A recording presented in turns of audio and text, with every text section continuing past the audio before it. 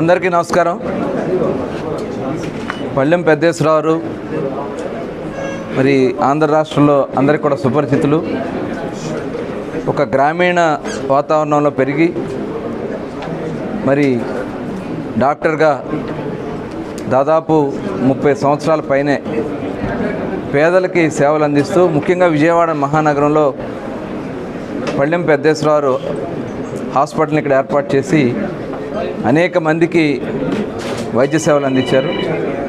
ఈరోజు వారి కుమారులు ఆకాష్ గారు మరి హాస్పిటల్ అంతా కూడా రెనోవేట్ చేసి ఇంకా అత్యాధునికమైనటువంటి ఎక్విప్మెంట్తో ఒక కార్డియాలజీ కాకుండా మిగతా న్యూరాలజీ కానీ నెఫ్రాలజీ కానీ అన్ని రకాలైనటువంటి వైద్య క్రిటికల్ కేర్ సెంటర్ను కూడా ఇక్కడ ఏర్పాటు చేసి 150 పడకల హాస్పిటల్గా మరి ఈరోజు గౌరవనీయులు పెద్దలు హెల్త్ మినిస్టర్ గారు సత్యకుమార్ గారి చేతుల మీదుగా, అలాగే మాజీ హెల్త్ మినిస్టర్ గారు కామినేని శ్రీనివాస్ గారి చేతుల మీదుగా, గద్దె రామ్మోహన్ గారు, అలాగే కొనకళ్ళ నారాయణ గారు, పెద్దలు డాక్టర్ గోపీచంద్ గారు, అలాగే అందరి ఆధ్వర్యంలో ఈరోజు ఇక్కడ హాస్పిటల్ ప్రారంభించుకోవడం, మరి నూతనంగా కట్టినటువంటి ఈ భవనాన్ని బ్లాక్స్ని ఏర్పాటు చేసుకోవడం చాలా ఆనందంగా ఉంది. తప్పకుండా ఏదైతే వాళ్ళ గ్రామీణ ప్రాంతాల్లో ఎవరు వచ్చినా డబ్బులతో సంబంధం లేకుండా వైద్య సేవలు అందించినటువంటి ఘనత పళ్ళెం పెద్దేశ్వరరావుకే దక్కుతుంది.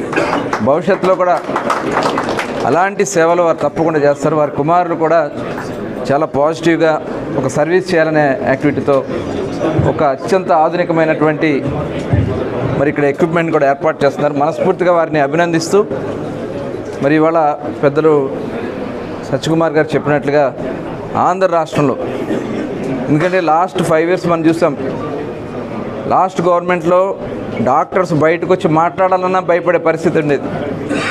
కనీసం ఒకరికొకరు పలకరించుకుంటా కూడా భయపడే పరిస్థితి ఉండేది.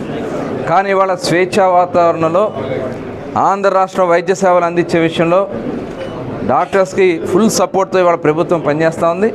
ఖచ్చితంగా ఇదే రకంగా అందరం కూడా వర్క్ చేసి సంపూర్ణ ఆరోగ్యకరమైనటువంటి ఆంధ్ర రాష్ట్రంగా తీర్చిదిద్దడానికి గౌరవ ముఖ్యమంత్రి వర్యులు చంద్రబాబు నాయుడు గారు, అలాగే ఉప ముఖ్యమంత్రి వర్యులు పవన్ కళ్యాణ్ గారు ఇవాళ కేంద్ర ప్రభుత్వ సహకారంతో భవిష్యత్తులో మరిన్ని వైద్య సేవలు రావడానికి అన్ని రకాలైనటువంటి కార్యక్రమాలు తీసుకోవడం జరుగుతుందని తెలియజేస్తూ మరొకసారి పెద్దేశ్వరరావుకి, ఆకాష్ గారికి, వారి టీం అందరూ కూడా మనస్ఫూర్తిగా అభినందనలు తెలియజేస్తాను.